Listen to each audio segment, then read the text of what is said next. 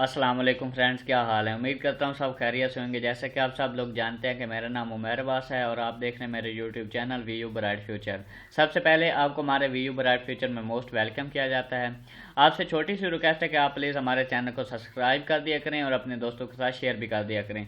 आज का हमारा टॉपिक MTA 401 का करंट पेपर है जो कि कल ही हुआ है और इसका सोल्यूशन लेके मैं हाजिर हुआ हूँ। सबसे पहले द कॉमन एक्सपोनेंशियल नेचुरल है ई की पावर एक्स। इसकी हमने सीरीज बतानी है। इसकी series as we know that हमारे पास क्या होती है, 1 plus x square over 2 factorial plus x की क्यूब ओवर 3 फैक्टोरियल। ये इसकी सीरीज होती है। उसके बाद ये हमारे पास है कि a point X naught of differential equation that is not an ordinary point that is set to be singular point. इसका बी ऑप्शन ठीक है। उसके बाद है बाय अप्लाइंग ऑपरेटर मेथड और symmetric elimination on a system of linear homogeneous और linear non homogeneous differential we always get a single linear differential equation. हम इसमें निकाल सकते हैं। उसके बाद इसी तरह है हमारा दूसरा क्वेश्चन। इसमें हमारे पास क्या, operator method is the method of the solution of a system of a linear homogeneous और linear non homogeneous system differential equation which based on the process of the symmetric elimination of dependent variable। इसका option A ठीक है। The solution of the linear first order, इसका जो solution है इधर नहीं दिया हुआ था, नन ऑफ देम था। उसके बाद इसका सेकंड है द एक्सिलरी इक्वेशन। हमारे पास ये इक्वेशन दी गई है, इसमें एक्सिलरी इक्वेशन बनाने के लिए हम क्या पुट करते हैं, तो y is equal to m की पावर एक्स की पावर m पुट करते हैं हम इसमें एक्सिलरी इक्वेशन बनाने के लिए। उसके बाद इसका नेक्स्ट क्वेश्चन है the differential equation x square plus 1। ये हम इक्वेशन दी गई है द सिंगुलरिटी हमारे पास क्या है, डबल डेरिवेटेड के साथ जो पड़ा है उसको इज इक्वल टू 0 रखेंगे। यहाँ से हम एक्स की वैल्यू निकालेंगे तो हमारे पास क्या निकलेगा, एक्स इज इक्वल टू जमा माइनस का आयोटा। उसके बाद ये side at A x is equal to lambda x, ये हमें क्या देता है, आइजन वैल्यू देता है। लैम्डा हमें क्या देता है, आइजन वैल्यू देता है।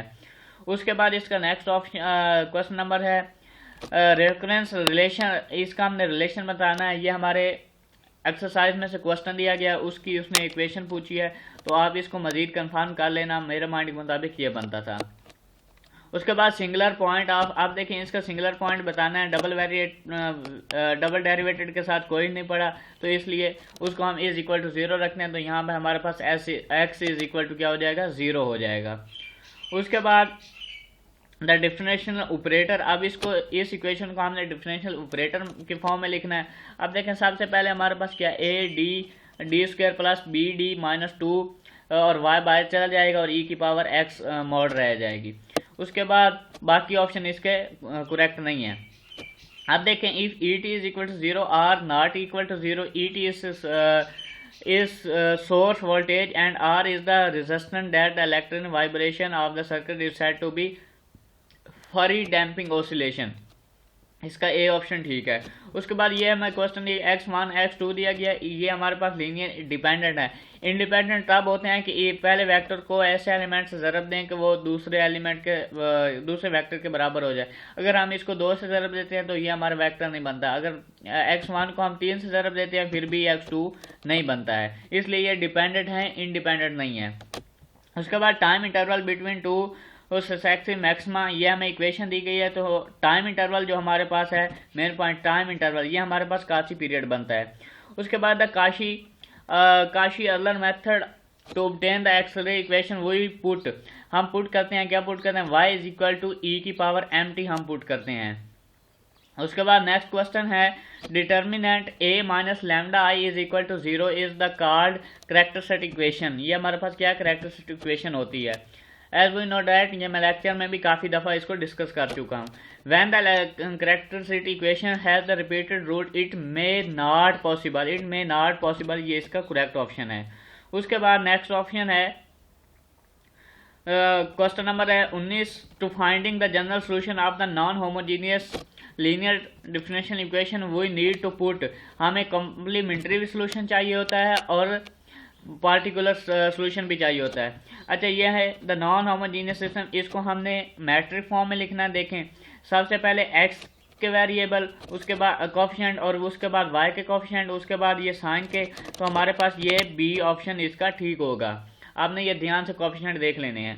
उसके बाद नेक्स्ट क्वेश्चन है the let T denote any point in some interval by I, then the problem of solving the system differential equation X. अच्छा, यहाँ पे हमारे पास एक्स टी 0 और is equal to X not दिया गया था, तो ये हमारे पास इनिशियल कंडीशन होती है एज वी नो डैट, ये हमारे बुक में दिया गया है। बाय कन्वर्टिंग, अब ये देखें, ये हमें इक्वेशन दी गई है in the general form y, और यहाँ पे हमारे पास ये जनरल फॉर्म बन गई, तो p ऑफ x हमने निकालना है, तो ये हमारे पास ये ऑप्शन बनता है, करेक्ट आंसर है इसका, जो इसका लगा हुआ है करेक्ट आंसर है। The irregular singular point of the equation, ये हमें इक्वेशन दी गई है, इसका हमने इरेगुलर पॉइंट बताना है, तो हमारे पास x is equal to minus का 2 है, ये हमारी बुक में भी दिया गया जहाँ पे 2 पॉइंट दिए गए थे। द सेकंड ऑर्डिनल इक्वेशन, ये हमें equation the is the basal equation degree. अब देखें बासल इक्वेशन डिग्री बतानी है हमने, तो हमारे पास क्या है 2 बनती है। उसके बाद नेक्स्ट इसका है क्वेश्चन नंबर हमारे पास बनता है 25, the general solution of the equation. इस इक्वेशन का हमने जनरल सोल्यूशन बताना है। देखें ये हमारे पास क्या है, लेजेंडर वाली बनती है, यहाँ से हम क्या निकालेंगे 1/5 मान जाएगा। अब इसमें हम पुट कर देंगे, हमारे पास एक बार जमा का 5 और एक बार माइनस का 5, ये हमारे पास बी ऑप्शन, जो इसका ऑप्शन लगा हुआ है ये ठीक था। उसके बाद ये है if m and n are non negative integer and Pn of x is the Legendre polynomial, then इसका ये ऑप्शन ठीक है कि यहाँ पे m is equal not equal to n होगा। इसका ये ऑप्शन गलत है, इसका ये जो मैंने लगाया है वो ठीक है। उसके बाद है इफ 1/2, ये हमें रिलेशन दिया गया, then the Legendre polynomial is said to be weight, और ये with respect to weight function wx 2n plus 1/2 बनता है इसका, ये ऑप्शन ठीक था। ट्रांसपोज, आप देखें इसका ट्रांसपोज लें तो हमारे पास वही बनता है क्योंकि ये आइडेंटिकल कॉलम है। उसके बाद इसका हम नेक्स्ट है कि द वर्कसन ऑफ द रोक्शन of the solution vector x1 and x2 is 0, then vector are linear independent. जब ये 0 हो, इनका डिटर्मिनेंट 0 आ जाए तो ये लीनियर डिपेंडेंट होते हैं, लीनियर डिपेंडेंट। उसके बाद ये हमें क्वेश्चन दिया गया था इट गिव्स, इसमें से हमने लैम्डा की वैल्यू निकालनी थी, तो ये हमारे पास lambda is equal to -2 multiplicity 2 बनता है क्योंकि 2/2 का मैट्रिक है। उसके बाद इसी तरह एक और क्वेश्चन आएगा, वो 3/3 का होगा। ये देखें, द मैट्रिक्स हमें दिया गया था आइगन मल्टीप्लिसिटी। हाँ, अब यहाँ पे आइगन वैल्यू नहीं पूछी उसने, इसका मल्टीप्लिसिटी पूछी है कि 2 का है 3 का है, तो 3/3 का है, तो हमारे पास ये 3 का ही आएगा। उसके बाद the eigen value of the homogeneous system, ये हमें दिया गया, आइगन वैल्यू हमने बतानी थी, तो वो हमारे पास 1 और -1 आती है। उसके बाद इसका नेक्स्ट क्वेश्चन है, अब देखें ये आइगन वैल्यूज वाले बहुत यूज हुए हैं, टाइम बहुत शॉर्ट होता है। द मैट्रिक्स, ये हमें मैट्रिक्स दिया गया है, तो ये हमारे पास जब इसको हम सॉल्व करेंगे तो repeated and real eigen value हमें देगा। इफ आ मैट्रिक्स, ये हमें मैट्रिक्स दिया गया है और इसमें आइगन वैल्यू पूछी गई है, तो हमारे पास -1 और -2 निकलेगी। उसके बाद इसका नेक्स्ट क्वेश्चन है which of the solution is the correct. अब देखें ये हमें इक्वेशन दी गई है, इसको हमने ऑपरेटर फॉर्म में लिखना है, तो हमारे पास y बाहर चला जाएगा, तो ये बन जाएगा 2dx माइनस 5x, तो x बाहर आ जाएगा, तो 2d - 5 plus dy is equal to e⁻t, ये हमारा जवाब आ जाएगा। उसके बाद इसका हम डिटर्मिनेंट लेंगे, तो हमारे पास ये आंसर आएगा d² - 4d + 4। इसका डिटर्मिनेंट ओपन करके आप देख सकते हैं। उसके बाद what is the differential operator. आप देखें यहाँ पे हमारे पास जो ये है, ये हमारे पास ये वाला भी बनता है और ये वाला यानी कि ये दोनों ऑप्शन बनते हैं, लेकिन अगर हम एक ऊपर क्वेश्चन देखें तो उसके मुताबिक हमारा ये डी आंसर बिल्कुल ठीक है।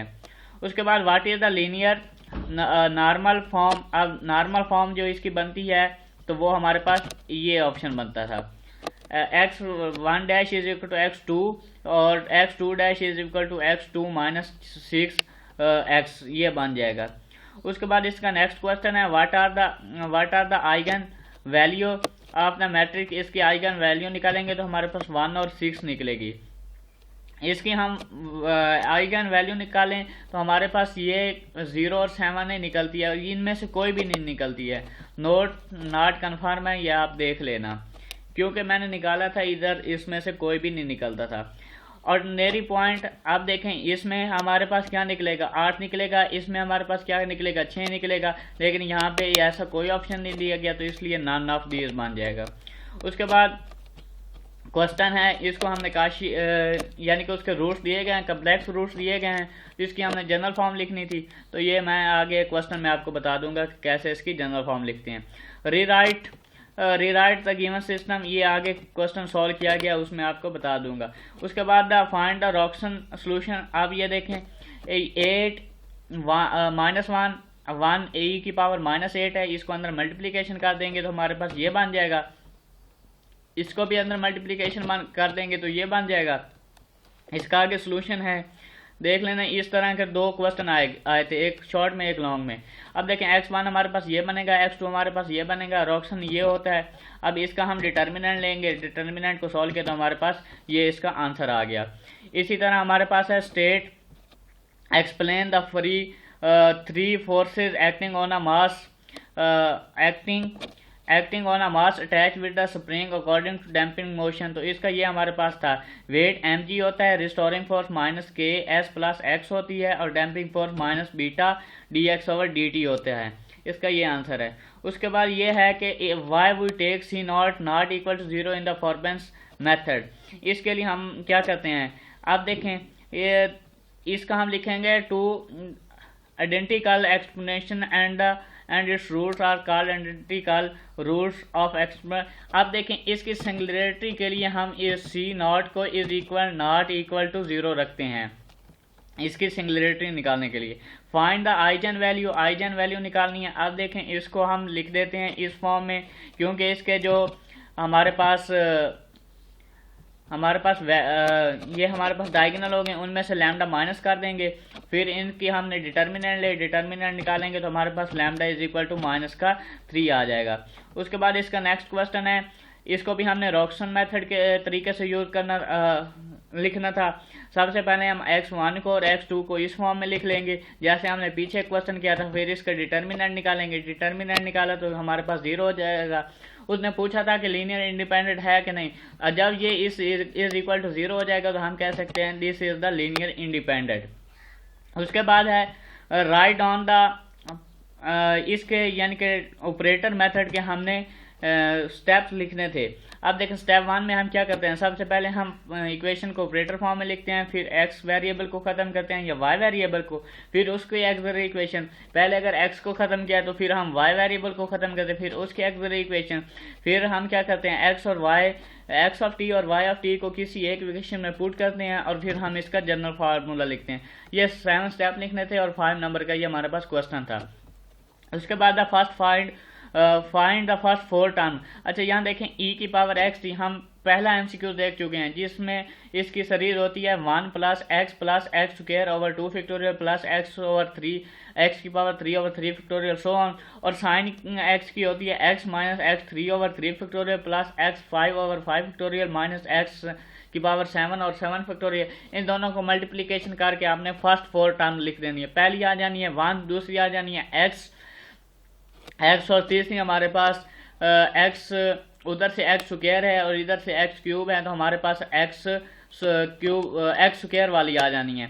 तो इस तरह आपने इसकी फर्स्ट 4 टर्म लिख देनी है। सॉल्व द काशी-यूलर मेथड के तरीके से हमने इसको सॉल्व करना है। ये इधर सॉल्व कर लिया, देखते हैं यहाँ पे देखें, हमें क्वेश्चन गिवन है, जो हमें इक्वेशन दी गई थी। सबसे पहले हम इक्वेशन को क्या करते हैं, 4 पे डिवाइड कर देते हैं। जब हमने 4 पे डिवाइड किया तो हमारे पास ये इक्वेशन बन गई। नो न्यू वेरिएबल, सॉरी, ये एक ऊपर जो क्वेश्चन था जिसको हम नॉर्मल फॉर्म में लिखना था वो है, सबसे पहले इसको 4 पे डिवाइड किया, हमारे पास ये आ गया। अब देखें y = x1, y2 = x2, यहाँ से हम x dash y1 dash is equal to x2 और x2 dash is equal to x2 double derivated putting in the equation में पुट की x2 dash plus 1/4 x1 dash plus 1/2 x is equal to 0। ये आ गया। उसके बाद है दूसरा question जिसमें हमने काशी ऑर्डर मेथड को यूज करना है। ये हमें इक्वेशन गिवन थी, इसको सबसे पहले ऑपरेटर फॉर्म में लिखा, ऑपरेटर फॉर्म में लिख के substituting x is equal to E की पावर t और t is equal to log x, यहाँ से x D X is equal to delta और डी स्क्वेयर और यहाँ X square D square is equal to delta square minus delta putting. अब equation में put की, delta से डेल्टा कैंसिल हो गया, हमारे पास ये बन गया delta square plus 4 into Y is equal to 0। अब ये हमारे पास क्या बनेगा, d square over d square y और d t square plus 4y is equal to 0। Make auxiliary equation बनाया, हमारे पास ये रूट्स निकल गए। अब देखें एक ऊपर हमें इक्वेशन दी गई थी कि जिसमें हमने बताना था कि उसके हम रूट्स कैसे, जब हमें m+4 आयोटा और m-4 आयोटा दिया था वो भी कम्प्लेक्स थे, ये भी कम्प्लेक्स हैं। वहाँ पे अल्फ़ा हमारे पास 4 बन जाना था और आयोटा बीटा हमारे पास 1 बन जाना था। और इसकी ये जनरल फॉर्म है, इस जनरल फॉर्म में हम पुट कर देंगे कि e की power alpha T c1 cos beta T plus c2 sign beta 2। अब ये देखें y इज इक्वल टू हमारे पास क्या है, 0 आ जाएगा क्योंकि हमारे पास अल्फा 0 है, c1 cos 2t हो जाएगा क्योंकि बीटा 2 है, और ये हमारे पास c2 sin 2t हो जाएगा। और यहाँ पे हमने क्या लिखना था, फिर इसको हमने चेंज करना था, e की पावर t की जगह यहाँ x लिख देंगे और t की जगह हम क्या लिख देंगे, log x लिख देंगे, और इधर भी हम log और इधर x लिख देंगे। तो ये था आज का हमारा करंट पेपर। होपफुली आपको समझ आई होगी, समझ आई हो तो कमेंट लाजमी करना और लाइक भी कर देना और प्लीज़ सब्सक्राइब भी कर दिया करें। ठीक है दोस्तों, मिलते हैं किसी नई वीडियो के साथ। अल्लाह।